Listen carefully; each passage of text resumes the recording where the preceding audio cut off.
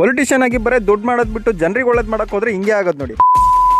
Aam Aadmi ಪಾರ್ಟಿದು deputy leader ಆಗಿದ್ದ ರಾಘವ್ ಚಡ್ಡಾ ಅವ್ರನ್ನ ಅವ್ರ ಪೋಸ್ಟ್ ಇಂದ ರಿಮೂವ್ ಮಾಡಿದ್ದಾರೆ. ಈ ಮಂಚ ಪಾರ್ಲಿಮೆಂಟ್ ಅಲ್ಲಿ ಸುಮ್ಮನೆ ಇರೋದ್ ಬಿಟ್ಟು ಬರೀ ಜನರಿಗೆ ಒಳ್ಳೇದ್ ಮಾಡೋದು, ಜನರಿಗೆ ಎಲ್ಲಿ ಟ್ಯಾಕ್ಸ್ ಕಟ್ ಆಗ್ತಿದೆ, PF ಪೆನ್ಷನ್ ವಿಡ್ರಾ ಮಾಡ್ಬೇಕಾದ್ರೆ ಫಿಂಗರ್ ಪ್ರಿಂಟ್ ಬೇಕು, ಬಟ್ ವೋಟಿಂಗ್ ಮಾಡ್ಬೇಕಾದ್ರೆ ಯಾಕೆ ಬೇಡ? 10 ರೂಪಾಯಿಗೆ ಸಿಗೋ ಟೀ ಕಾಫಿ ಸಮೋಸನ ಏರ್ಪೋರ್ಟ್ ಅಲ್ಲಿ ಯಾಕೆ 300-400 ರೂಪಾಯಿ ಮಾಡ್ತಾ ಇದೀರಾ? ಇನ್ಕಮ್ ಟ್ಯಾಕ್ಸ್ ಹೆಸರಲ್ಲಿ ಜನರಿಂದ ಲೂಟೆ ಮಾಡ್ತಿರೋ ದುಡ್ಡು ಎಲ್ಲೋ ಸ್ಟೋರ್ ಆಗ್ತಿದೆ. ಮತ್ತೆ ರೋಡ್ ಟ್ಯಾಕ್ಸ್ ಕಟ್ಟಿದ ಮೇಲೆ ಮತ್ತೆ ಟೋಲ್ ಅವ್ರು ಯಾಕೆ ನಮ್ಮ ಹತ್ರ ದುಡ್ಡು ಇಸ್ಕೊಂತಾರೆ? ಬರೀ ಈ ತರ ಕ್ವಶನ್ ಗಳೇ ಕೇಳ್ತಾ ಇದ್ರು. ಪಾರ್ಲಿಮೆಂಟ್ ಅಲ್ಲಿ ಬರೀ ಜಗಳ ಮಾಡೋದು, ಸೆಕ್ಸ್ ವಿಡಿಯೋಸ್ ನೋಡೋದು, ಅವ್ನು ಇವನ್ ಮೇಲೆ ತಪ್ಪೆತ್ತಾಕೋದು, ಇವ್ನು ಅವ್ನ ಮೇಲೆ ತಪ್ಪೆತ್ತಾಕೋದು, ಇದನ್ನೇ ನಡೆಸ್ತಿದ್ರು. ಸಡನ್ ಆಗಿ ಯಾರೋ ಒಬ್ಬ ಎಜುಕೇಟೆಡ್ ಲೀಡರ್ ಬಂದು ಕರೆಕ್ಟ್ ಆಗಿರೋ ಪಾಯಿಂಟ್ಸ್ ಕ್ವಶನ್ ಮಾಡೋ ತಕ್ಷಣ ಎಲ್ರಿಗೂ ಟಿಕಾ ಉರ್ದೋಗ್ಬಿಡ್ತು. ಈ ಮಂಚ ಜಾತಿ ಧರ್ಮದ ಬಗ್ಗೆ ಮಾತಾಡಿ ಹಿಂದೂ ಮುಸ್ಲಿಂ ಮತ್ತೆ ಜಗಳ ತಂದಾಕದ್ ಬಿಟ್ಟು ಬರೀ ಜನರಿಗೆ ಒಳ್ಳೇದ್ ಮಾಡೋದು, ಜನರಿಗೆ ಹೆಲ್ಪ್ ಆಗುವಂತದೇ ಮಾತಾಡ್ತಿದ್ರು. ಇವ್ರು ಮಾತಾಡೋದನ್ನ ಜನ ಎಲ್ಲಿ ಕೇಳಿಸ್ಕೊಂಡು ಹುಷಾರಾಗ್ಬಿಡ್ತಾರೆ ಅಂತ ಹೇಳ್ಬಿಟ್ಟು ಪಾರ್ಲಿಮೆಂಟ್ ಅಲ್ಲಿ ಮಾತಾಡಂಗೇ ಇಲ್ಲ ಅಂತ ಹೇಳಿಟ್ಟಾರೆ. ಸೆಂಟ್ರಲ್ ಅಲ್ಲಿ ರಾಘವ್ ಚಡ್ಡಾ ಅವರು ಜನರ ಬಗ್ಗೆ ಹೇಗೆ ಥಿಂಕ್ ಮಾಡ್ತಿರೋ, ಸ್ಟೇಟ್ ಅಲ್ಲೂ ಹಂಗೆ ಉಪೇಂದ್ರ ಸರ್ ಅವರು ನಮ್ಮ ಬಗ್ಗೆ ಥಿಂಕ್ ಮಾಡ್ತಾರೆ. ಎಲೆಕ್ಷನ್ ಟೈಮ್ ಅಲ್ಲಿ ಕೂಡ ಎಣ್ಣೆ ದುಡ್ಡಿಂದ 5 ದಿನ ಖುಷಿ ಸಿಗುತ್ತೆ ಹೊರತು 5 ವರ್ಷ ಬರೀ ನೋವೇ ಸಿಗೋದು ನಮಗೆ. ನಮ್ಮನ್ನ ಕೊಳ್ಳೆ ಹೊಡೆಯೋ ಲೀಡರ್ ಗಿಂತ ನಮಗೋಸ್ಕರ ಕೆಲಸ ಮಾಡೋ ಲೀಡರ್ ಬಂದ್ರೆ ನಮ್ಗೆ ಒಳ್ಳೇದಾಗುತ್ತೆ ಅನ್ನೋದು ನನ್ನ ಅಭಿಪ್ರಾಯ. ನಿಮ್ಗೆ ಏನ್ ಅನ್ಸುತ್ತೆ ಅಂತ ಕಮೆಂಟ್ ಬಾಕ್ಸ್ ಅಲ್ಲಿ ತಿಳಿಸಿ. ಹಂಗೆ ವಿಡಿಯೋ ಇಷ್ಟ ಆಗಿದ್ರೆ ಲೈಕ್ ಶೇರ್ ಫಾಲೋ ಮಾಡ್ಕೊಳ್ಳೋದು ಮರಿಬೇಡಿ. ಹೋಯ್ ಬತ್ತ ಮರ